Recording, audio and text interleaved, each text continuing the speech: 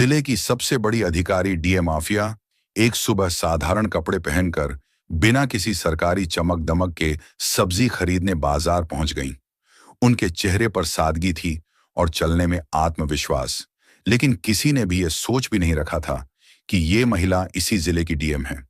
आफिया सीधे एक ठेले के पास रुक गईं। वहां एक लगभग 30 साल की सब्जी बेचने वाली महिला सब्जियां बेच रही थी। आफिया मुस्कुराते हुए उसे सब्जियों के दाम पूछ रही थी। तभी अचानक एक छोटा लड़का दौड़ता हुआ आया और उस महिला से गले लगाते हुए बोला, माँ मुझे स्कूल छोड़ दो, देर हो रही है, वरना टीचर डांटेंगे। बोला, बाबू थोड़ा इंतजार कर, मैं इन्हें सब्जी दे देता हूं, फिर तुझे छोड़कर आता हूं। लड़का जिद करके बोला, नहीं माँ, अभी चलते हैं, प्लीज बहुत देर हो गई है। ये देखकर डीएम माफिया का दिल पिघल गया। उन्होंने हंसते हुए कहा, आप बच्चे को स्कूल छोड़ आइए, मैं आपका दुकान संभालता हूं। सब्जी वाली थोड़ा हिचकिचाया, लेकिन अफिया की भरोसे वाली बातों से हिम्मत हुई। उसने कहा, ठीक है बहन, मैं जल्दी वापस आ जाता हूं। फिर वह अपने बेटे को लेकर स्कूल की तरफ चल पड़ी। इस बीच अफिया ठेले पर खड़ी आसपास का माहौल देख रही थी। तभी एक मोटरसाइकिल ठेले के पास आकर रुक गई। उसमें इंस्पेक्टर माणिक बैठे थे। उन्होंने थोड़ा चिढ़ाते हुए कहा, तुम कब से यहां सब्जी बेचने लगे? यहां तो एक औरत रहती थी, वो कहां गई?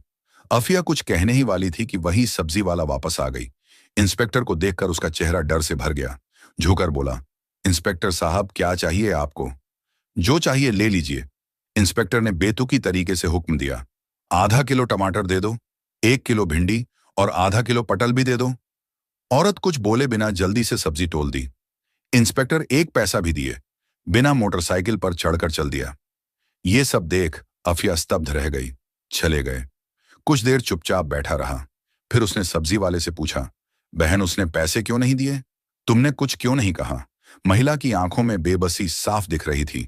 धीरे धीरे बोली, बहन मैं क्या कहूं, वो इंस्पेक्टर रोज ऐसे सब्जी लेकर चला जाता है। अगर कुछ कहती हूं तो गुस्सा होकर कहता है, मुझसे पैसे मांगोगी क्या? अभी तेरा ठेले को उठा के ले जाऊंगा।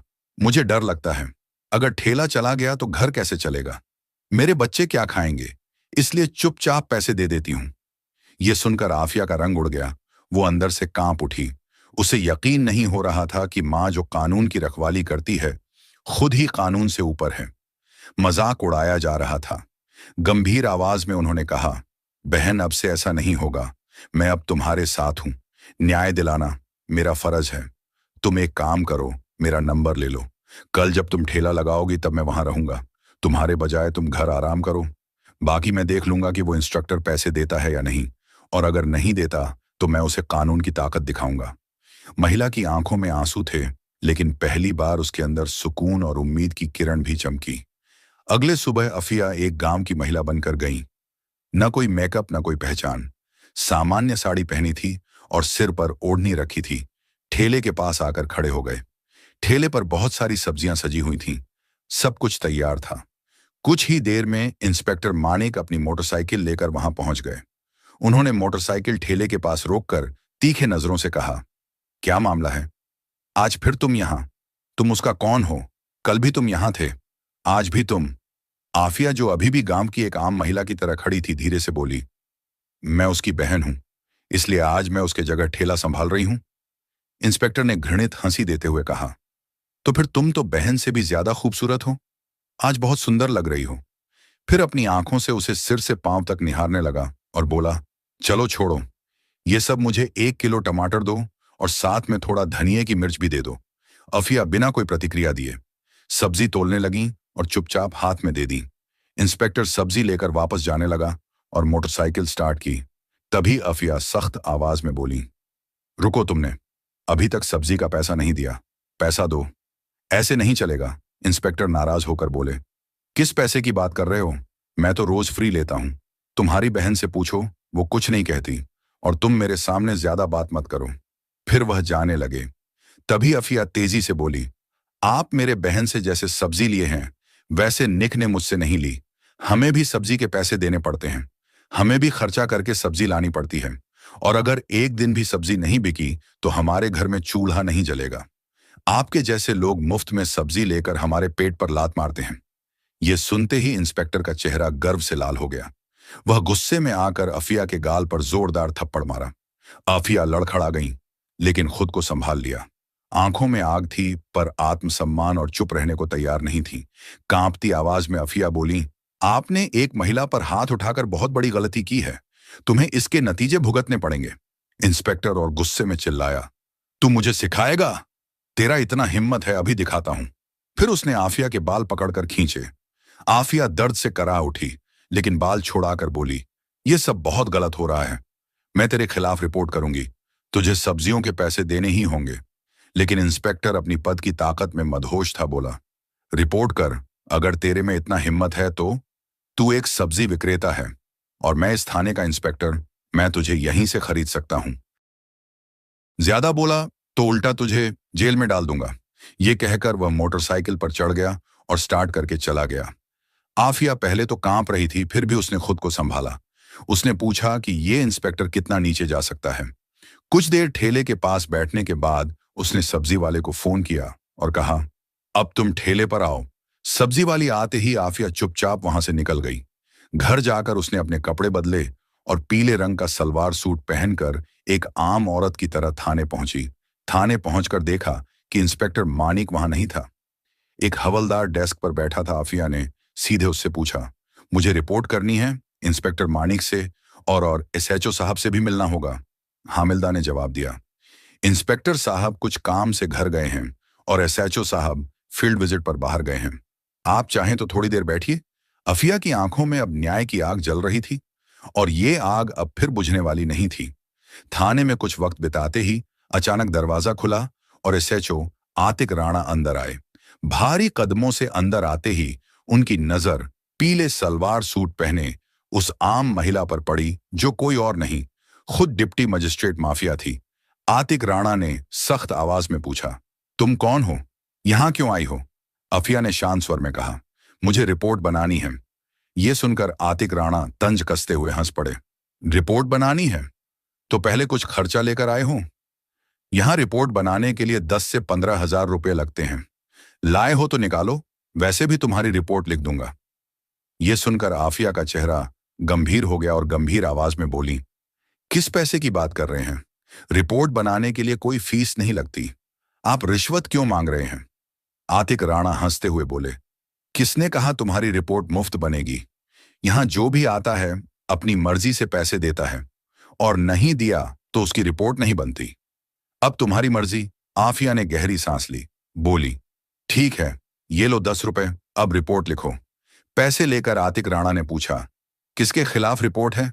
आफिया गंभीर होकर बोली, इंस्पेक्टर मानिक के खिलाफ। उन्होंने एक सब्जी बेचने वाली औरत के साथ बदतमीजी की है। रोज वो उसकी ठेली से बिना पैसे सब्जियां ले जाते हैं और जब मैंने विरोध किया तो उन्होंने मुझ पर हाथ उठाया। मैं इसके खिलाफ सख्त कानूनी कार्रवाई चाहती हूं। आतिक राणा का चेहरा मुरझा गया। उनके चेहरे पर डर साफ दिख रहा था। घबराते हुए बोले, वो तो हमारे थाना के सीनियर इंस्पेक्टर हैं और वैसे भी अगर कोई फ्री में चीज देता है तो उसमें क्या बुरा है? हम पुलिस थोड़ा ऐसे ही हैं। आफिया अब सब कुछ समझ चुकी थी कि ये सिस्टम अंदर से ही सड़ा हुआ है। ये लोग सिर्फ यूनिफॉर्म नहीं पहनते, गरीबों की बेबसी का व्यापार करते हैं। वह कुछ बोले बिना चुपचाप थाने से बाहर निकल गई, लेकिन उसकी आंखों में अब आग जल रही थी। अगले दिन सुबह डीए माफिया यूनिफॉर्म पहनकर गाड़ी लेकर सीधे उसी थाने पहुंचा। उसके साथ था उसका सरकारी गार्ड। थाने के गेट पर यूनिफॉर्म में उसे देखकर पूरा स्टाफ दंग रह गया। अंदर इंस्पेक्टर मणिक और एसओ आतिक राणा दोनों मौजूद थे। उनके चेहरे पर डर साफ दिखा जब उन्होंने उस लड़की को देखा जिसे उन्होंने अपमानित किया था। लेकिन आज वह कोई आम महिला नहीं है, वह जिले की डीएम थी। घबराकर दोनों ने एक साथ कहा, आप कौन हैं और ये यूनिफॉर्म क्यों पहनी है? अफिया की आंखों में अब एक अधिकारी की गरिमा झलक रही थी। गंभीर आवाज में कहा, यूनिफॉर्म नहीं दिख रही? मैं इस जिले की डीएम अफिया हूं और अब मुझे सब पता चल गया है कि इस थाना में गरीबों को कैसे डराया जाता है, उनसे पैसे कैसे वसूले जाते हैं और कानून के नाम पर अत्याचार कैसे किया जाता है। दोनों के पैर जमीन से कट गए। घबराकर उनकी आवाज कांपने लगी। मैडम, आप क्या कह रही हैं? अगर आप सच में डीएम हैं तो फिर आईडी दिखाइए। आफिया बिना कुछ कहे अपनी बैग से सरकारी पहचान पत्र निकालकर आतिक राणा के सामने रख दिया।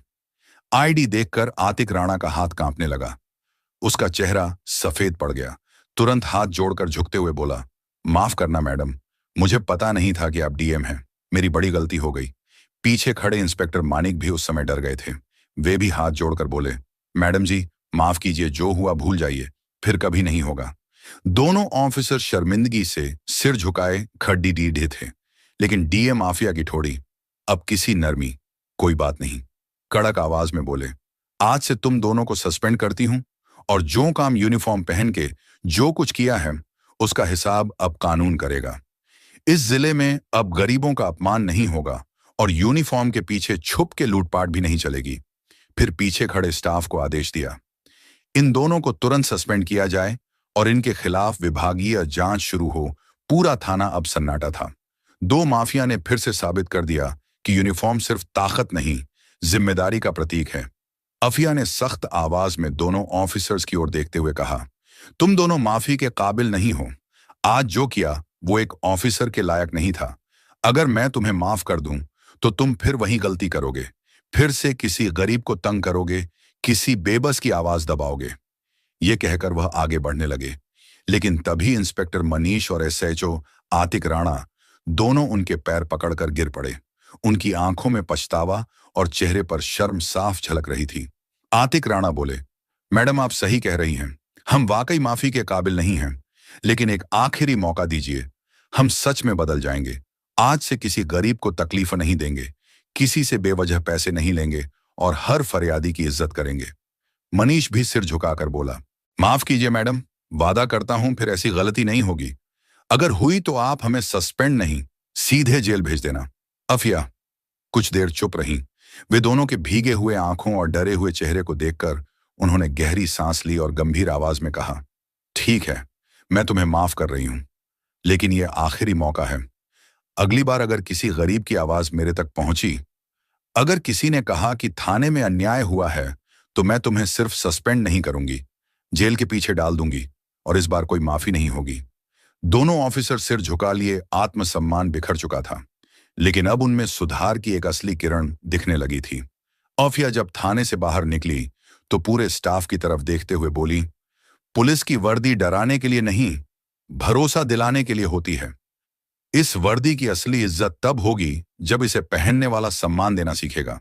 डीएम के जाने के बाद पूरे थाने में एक सन्नाटा फैल गया। सबके चेहरे पर शर्म और चिंता के निशान साफ दिखे। उस दिन के बाद पूरा थाना जैसे बदल गया। अब कोई रिश्वत नहीं लेता था, किसी गरीब की आवाज दबाई नहीं जाती थी, हर शिकायतकर्ता की बात सुनी जाती थी। रिपोर्ट बिना टका पर लिखा होता था। सड़क से बाजार तक पुलिस लोगों की मदद करते हुए दिखते थे। सब्जी बेचने वाली औरत भी अपने ठेले पर हंसते हुए बैठती थी, क्योंकि अब उसे कोई डर नहीं था। ये कहानी हमें सिखाती है कि हिम्मत और ईमानदारी से बड़ी कोई ताकत नहीं होती। अगर कोई पद पर बैठा व्यक्ति अन्याय करता है तो उसकी यूनिफॉर्म नहीं, उसके काम और बातों से पहचाना जाता है। और जब सच्चाई कहने वाला इंसान खड़ा होता है तो पूरा सिस्टम बदल सकता है। अगर आपको ये वीडियो पसंद आए तो एक लाइक जरूर दें। गरीबों की आवाज और ज्यादा लोगों तक पहुंचाने के लिए हमारे चैनल को सब्सक्राइब करना मत भूलिएगा।